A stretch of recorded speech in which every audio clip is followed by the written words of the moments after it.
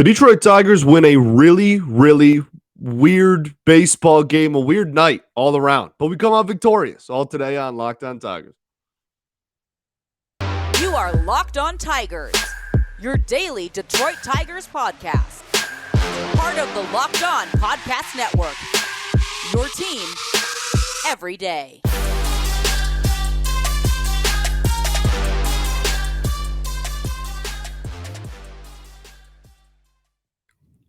What is up, everybody? Welcome back to another edition of Locked On Tigers. I'm, of course, your host, Scott Bentley. Today is Wednesday, June 8th, 2022. Thanks for making Locked On Tigers your first listen every single day.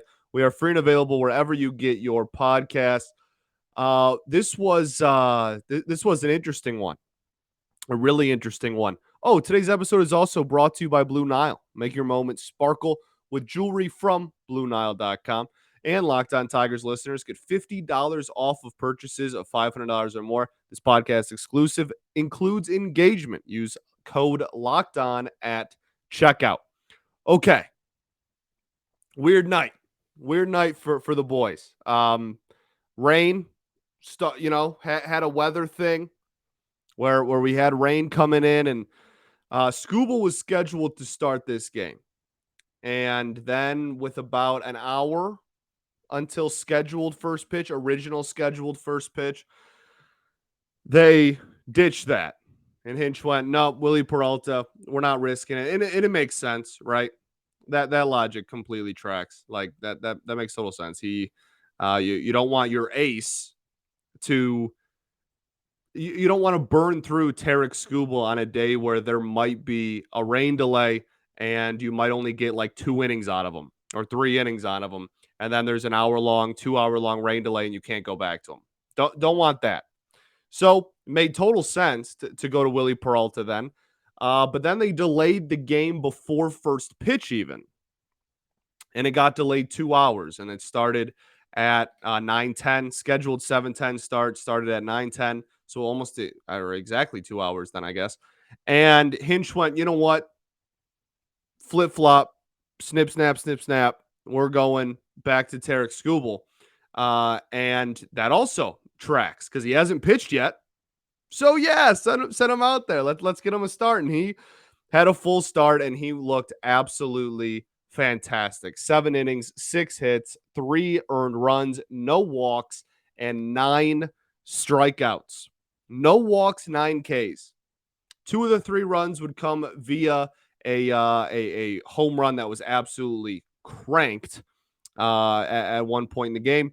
But besides that, I mean, the first run came off ridiculous nonsense that shouldn't have even happened, right? The first run came off.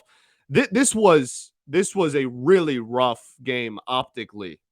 This was a rough game to watch. It was awesome, incredible fun watching Tarik Skubal on the bump, right? And it was fun to see the offense maybe, have some signs of life. What wasn't fun was the base running, and the defense was just incredible.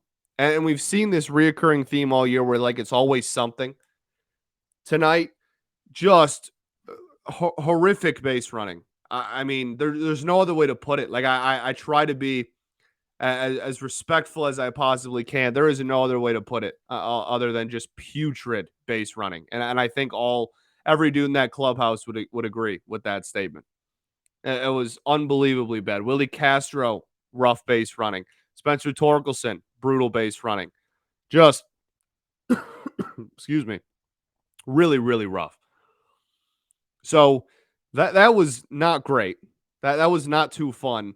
And then on top of that, you have this defensive play that cost Tarik Skubal apparently an earned run, which is mind-boggling to baseball people everywhere. Apparently an earned run on a ball that dropped technically, I guess, in between Austin Meadows and Jonathan Schoop. Jonathan Schoop makes a beat on a ball that's in shallow right field. Austin Meadows' first game back. And the ball is over Jonathan Scope's shoulder. Now, for my money, Austin Meadows should have crashed and called Scope off, and it just probably should have been Austin Meadows' ball. That being said, should not be like a ridiculously difficult play to make for Jonathan Scope either. And he's been phenomenal defensively at second base this season. But that should not have been some like non-routine, ridiculously hard play to make. It shouldn't have been, and it ended up being. And then and then Austin Meadows like couldn't pick the ball up. It was like I don't know. It was like those tubes that you used to have when you were a kid where like you couldn't grab onto it. It was like a cylinder. When you tried to grab onto it, it would like slip through your fingers. And you just like couldn't pick it up, and you were like this. That's what that reminded me of. I don't even remember the name of it. I don't even know if anyone knows what I'm talking about. But that is what it looked like. He was just trying to pick something up that just kept slipping through his fingers. And he literally couldn't pick up the ball. And then the runner scored, and that was apparently an earned run. Apparently that's an earned run. Apparently that's nobody's fault but Tarik Skubal's. He earned that to give up that run. He deserved to give up that run. Apparently that was just flawless defense by everyone else involved. That's the tough thing. Like, I don't know who that's an error on, I guess. I guess it's not technically an error on Scope if you don't think that's routine, but that's also gets pretty subjective. Earn runs and runs and errors and non-errors get kind of subjective at times, and this is certainly one of those cases. I don't know how on Twitter, if you're on Twitter, Castellani went on a huge rant about it too. I'm not sure how that's possibly an earned run, but it was. And then he gave up the home run, which was 2 runs. But the thing that is incredible about Tarik Skubal is the fact that this is like the bottom of what we've seen this year. Like this is like the worst that we've seen so far. His ERA is like just over 2. This is the worst. One of the most runs he's given up in recent memory, and it's 7 innings of 9 strikeout ball, and it's still a quality start. 6 hits, like 3 of those hits were under 70-mile-an-hour exit velos in the early innings. Just ridiculous nonsense. He looked absolutely fantastic. The pitch mix was unbelievable. 31 sliders, 26 four seams, 14 sinkers, 13 changeups. We'll get back to the changeup in a sec. And 8 knuckle curves. He had 19 whiffs. His career high is 21. 19 whiffs for Tarik. His CSW percentage was 36%. 36. That's nuts. 36% of pitches he threw in this game were either called strikes or whiffs. CSW. That is remarkable. Over a third of his 92 pitches in this game were strikes, either called or swinging. Nuts. He's a dog.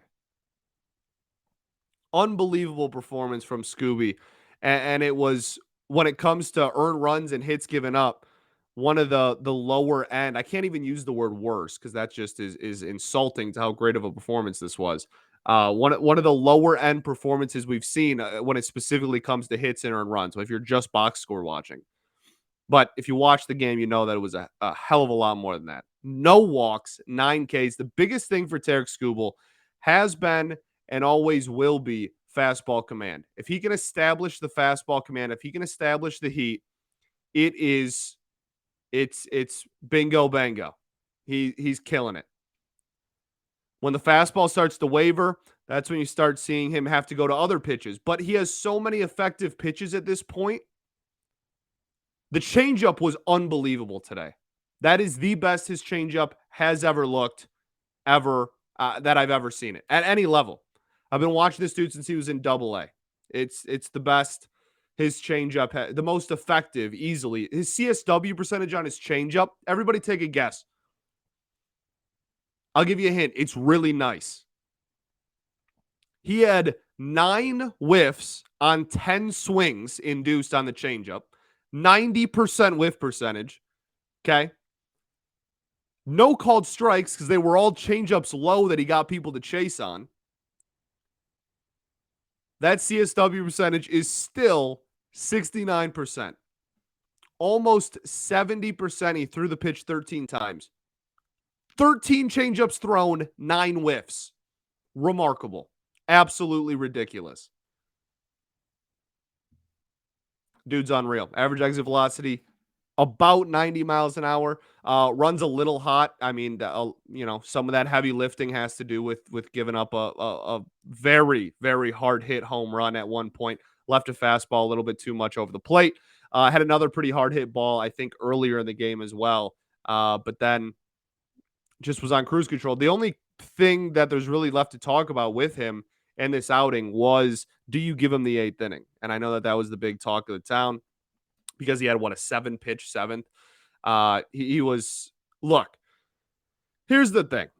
The top of the order was due up. And I know the people that aren't super analytical, not analytical, I don't want to say that because everyone's analytical in their own right or what they consider analytics. But for people that are maybe a little bit more old school, there is, I don't know how to word that, how I want to word it, because that's not really what I want to say either. But I think you get, if your mindset is that I know that you really wanted to see him take the 8th. And honestly, I think everybody wanted to see him take the 8th.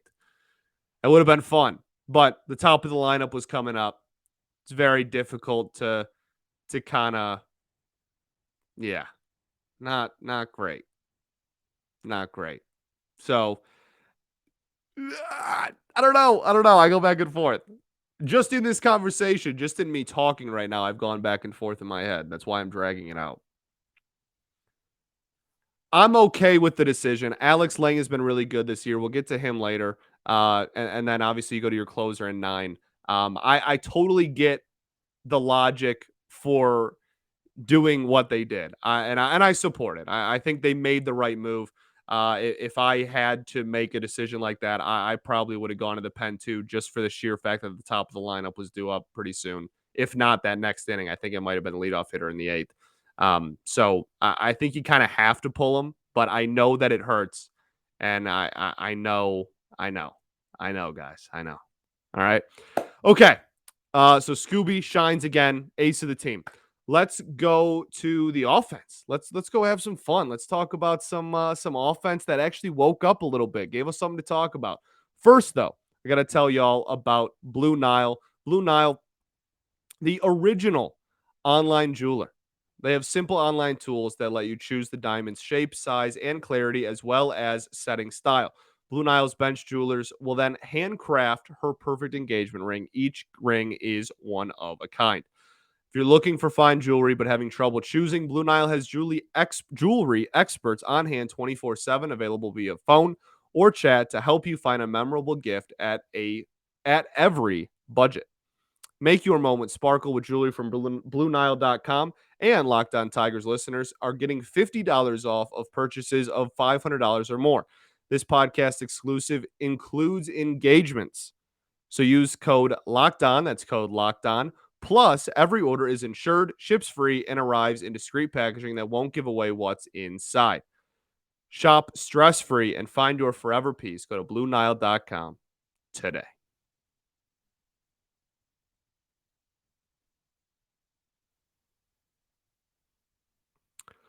All right, everybody.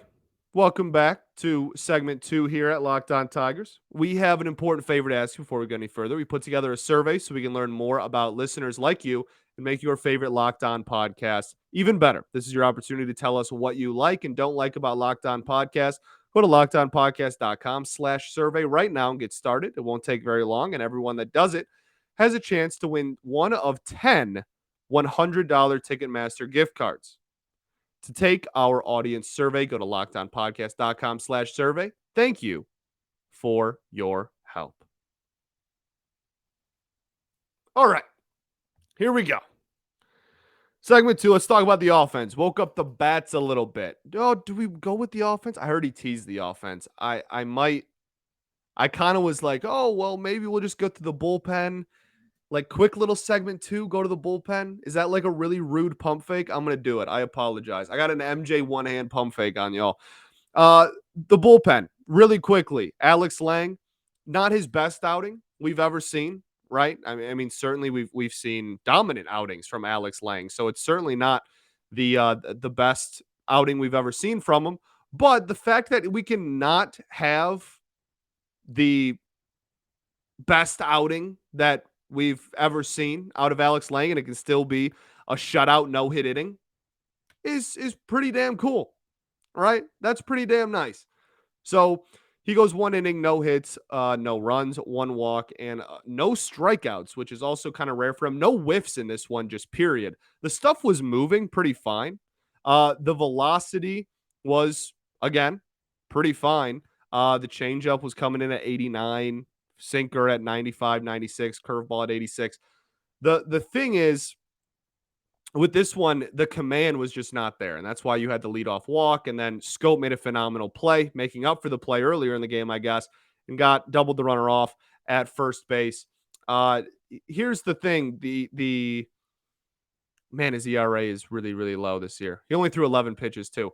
When the command is off, it's off. The thing is, he has such nasty stuff that even when the command is off, he can still kind of make his way through most major league innings. And no disrespect, because we're having a really brutal year too, but like especially against the Pittsburgh Pirates, like that's a lineup he can still navigate through, even when the command's not 100% there, and can rely on some nice plays from a really solid middle infield defense that we have. It just works out for him sometimes, and this was one of those times. So certainly was not the tip top of shape, was not peak Alex Lang that I love so much. However, certainly still got the job done, and that's all that matters, baby. That's all that matters. Gregory Soto then got the 9th. It's time to start putting some respect back on Greg's name. The dude got dragged through the mud in April by this entire fan base. I mean, I made comments about, I was his biggest defender ever, and in April, I was about to say, um, I did say, rather, not about to say, goodness, I did say in April, like I wouldn't give him the 9th, but I would still give him, second highest most leverage. I still want him to get high leverage, but I don't think I'd give him a 1-run game in the 9th at this point. And he has been absolute nails for the last like almost month. I mean, his last 11 appearances now, he's barely gave up any runs.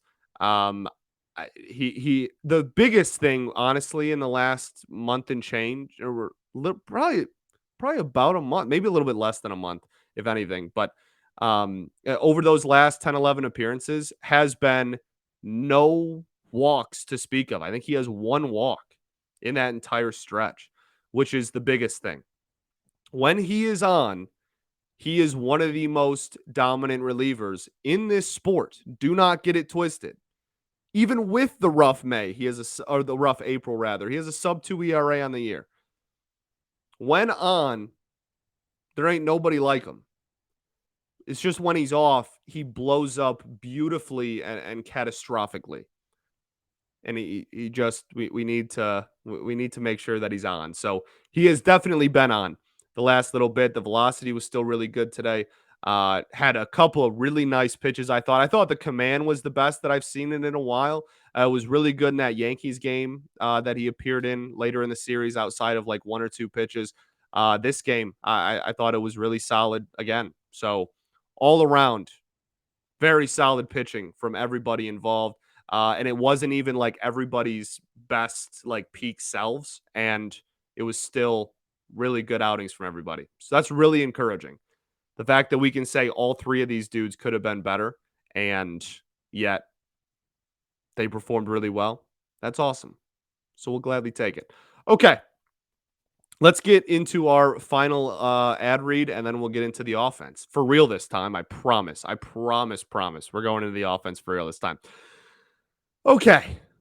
First, though, I got to tell y'all about our friends over at Athletic Greens. Athletic Greens is a product that I use. I talk about it on this show. I talk about it on Locked On Red Wings. It's an awesome product. It's all the vitamins and minerals that your body needs from in a 24-hour period. And that is it's awesome. You just put it in 8 to 12 ounces of water. You drink it first thing in the morning. Your body has everything it needs for the day right off the rip. It's an incredible product, something that they sent to all the hosts a couple of months ago just to try so that they knew what we were going to, be endorsing. And I fell in love with it. And now I re-up it every single month. And I get a new box and I get my monthly shipment. And it's absolutely amazing. I swear by it now. It's something that I could tell the difference in my gut health and my digestive health really early on. I truly do. I love Athletic Greens, and I mean it fits any diet, keto, like gluten free, etc. It's really a phenomenal product, and to make it all easy, Athletic Greens is going to give you a free 1-year supply of immune supporting vitamin D and 5 free travel packs with your first purchase. All you have to do is visit athleticgreens.com/MLB network today. Also got to tell you about Bet Online. Our friends over at Bet Online, they're the number one source for all your betting stats and sports info. Find all the latest sports developments, news, odds, including this year's basketball championship matchup, the NHL hockey Stanley Cup finals coming up, conference finals also wrapping up, Major League Baseball, and of course, the latest fighting news from MMA and UFC to boxing. BetOnline is your continued source for all your sporting wagering information, including live betting, esports, and more. Head to the website today or use your mobile device to learn about the trends and the action. BetOnline, where the game starts. All right, let's get into this offense, shall we? Woke up a little bit. Woke up the beast. I'm far from calling the Tigers offense beast, but was a really good showing. This offense had 13 base runners and 5 runs, 11 hits, 2 walks. Everybody got a hit except for Austin Meadows. Every single person that started, that played, there was no backups this game. So every single person that hit got a hit except for Austin Meadows. Willie Castro, 2 for 5. Jonathan Scope, 1 for 5 with a just torch double. Miguel Cabrera, 1 for 5, single the opposite way. Javy Baez, 2 for 4 with a stolen base, a run scored. Great to see Javy hit like that, man. And you could tell he was seeing the ball well. I know that sounds weird because one of the balls he hit for a single was at his ankles, but like that's Javy, as we're very well aware. The thing that makes Javy is the fact that he can be aggressive and be effective. People can give him crap as much as they want. And this year, he has he has a 556 OPS. It hasn't been effective in 2022. In his career, though, he has been effectively aggressive for years. He will chase pitches out of the zone and still hit them the opposite way, or still hit them 11 miles an hour and turn them down the line for doubles. Like that's just Javy. And that is what he does when he is on. He'll still chase. That's not going to go anywhere, but he will still be able to drive the ball when he does chase. And he'll be able to spit on pitches that he can't even do that with. That's the aggressively effective Javy. And that's what we finally saw in this game. First time we've seen that since the first couple of weeks of the season. He looked really solid. Austin Meadows goes 0 for 4 with 2 Ks.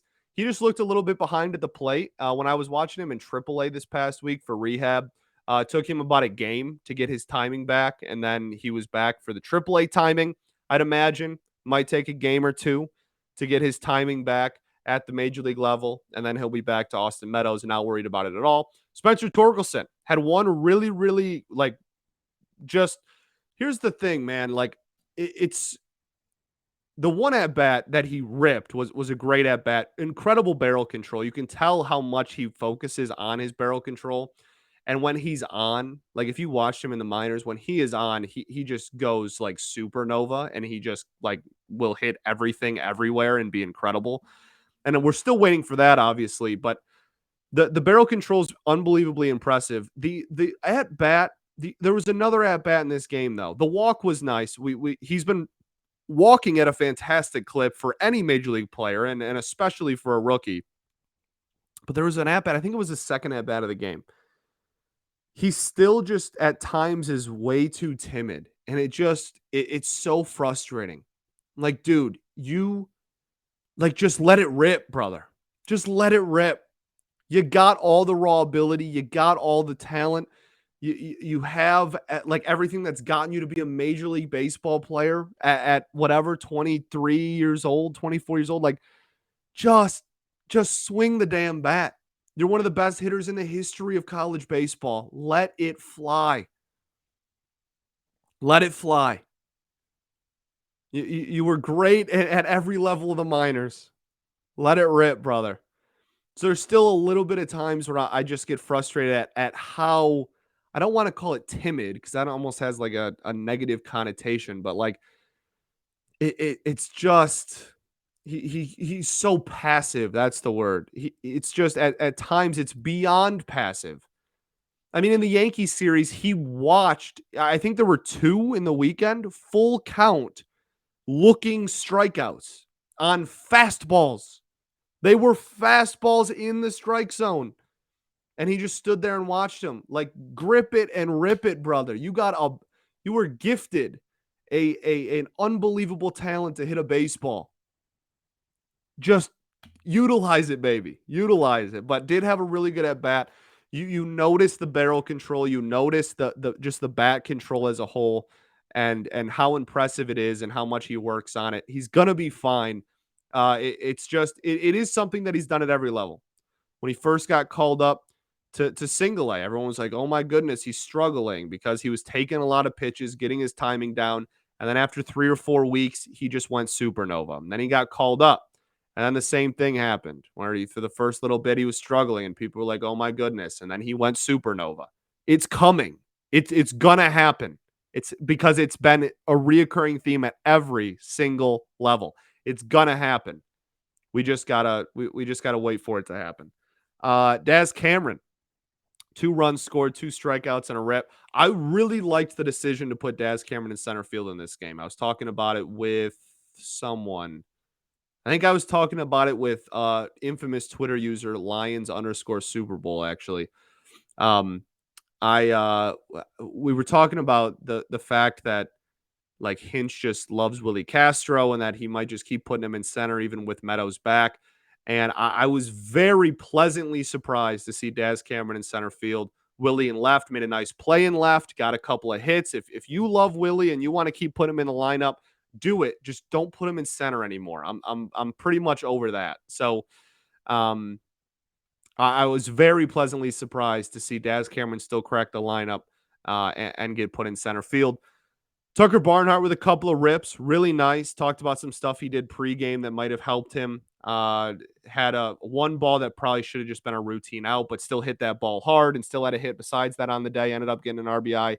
And then hitting Harold is just unbelievable. He's just unreal. I know he only went 1 for 4 and he had 3 Ks, but when he needed it most, right? When you needed it most, when you needed a bloop single, it wasn't a bloop, but I think it was hit over 100 miles an hour. When you needed a short distance single with the bases loaded and 1 out, who are you going to call? Harold freaking Castro. You're going to do it every single time. Don't even lie to yourself. If you need a single, no matter the situation, that's who you're calling. He continues to amaze me. Continue. That dude just makes me laugh, man. Love him to death. All right. I think that's everything I got. Thanks for making Locked On Tigers your first listen every day. And I'll make your second listen to Locked On MLB podcast. MLB expert Paul Francis Sullivan brings humor, passion, and his unique perspective on every team and the biggest stories around the league. Follow the number 1 daily league-wide podcast, Locked On MLB, on the Odyssey app, YouTube, or wherever you get your podcast. That's a win. Okay. That is a win for your Detroit Tigers. It wasn't an ugly game. They were throwing the ball around a lot. We were throwing the ball around a lot. We made some defensive mistakes. They made some defensive mistakes. We made several base running errors. It really was an ugly game. 2-hour start, delayed start, crappy weather. But Tarik Skubal pitches. The Detroit Tigers win.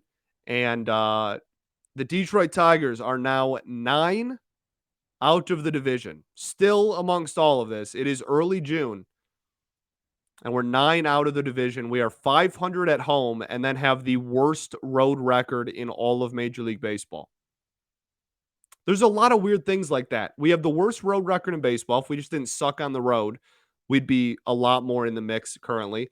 Then there's like, if you take the last like 3 weeks and the first like 2 weeks, all the way up, if you take from opening day up until Miggy's 3,000th hit, and then you take the last 3 weeks, we're like a 500 or better, I think. I think we're over 500. But the 3 weeks or 4 weeks in between that stretch, we went like 2-90 ish. There's a lot of just weird things. Like if you just take out one thing, like this team is there. I know that's not an excuse. And what I said after the Yankees series still reigns true. I'm still just going to think, okay, well, when we played a good team, like, look what happened. They're going to have to convince me otherwise with that. But 9 out of the division, right? And 6 games out of the wild card. It is early June, and your Detroit Tigers, even with all the stuff that's going on, still only 6 games out of that wild card spot. Let's have a fun summer, right? Let's go win another series. We're like obsessed with 2-game series against the Pirates for whatever reason. Let's go win another one tomorrow. Today, as you're listening to this, a nice little day game. Let's go win another one. Head into Toronto. Call up Riley Green and have a fun summer, eh? Peace and love. Going to therapy's dope. I'll catch y'all then, baby. Go Tigers.